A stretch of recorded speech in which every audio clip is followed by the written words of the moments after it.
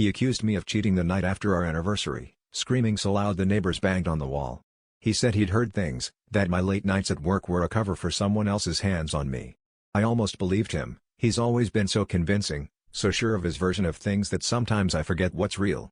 When I swore it wasn't true, he laughed and told me I was either a liar or delusional, and I started to cry, which just seemed to give him more ammunition. The next morning I tried to clear my head with a doom scroll through Instagram, desperate for any distraction. That's when I saw myself, my face, my hair, my favorite leather jacket, tagged in the background of a stranger's story, at a rooftop bar in Miami. The problem? I live in Chicago. I've never even been to Florida. My heart dropped, and I watched the clip over and over, trying to make sense of it. I texted the account, asking who posted it, but they left me on read. When he got home, I confronted him, showing him the video. He didn't flinch. He just shrugged and said, "See? You're everywhere you shouldn't be." But the calm in his voice, the way he barely looked at the screen, sparked something ugly in me, suspicion.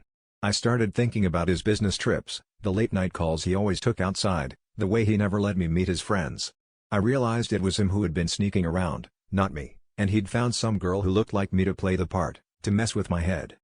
I packed my things that night, shaking but certain. But as I closed the door behind me, I caught my reflection in the hallway mirror and felt a sickening twist. I'd spent so long letting him define what was real that, for a split second, I wondered if maybe I really was in Miami, if maybe I'd lost myself somewhere along the way. The real betrayal wasn't just what he did, it was how easily I let myself believe him, how quickly I doubted who I was.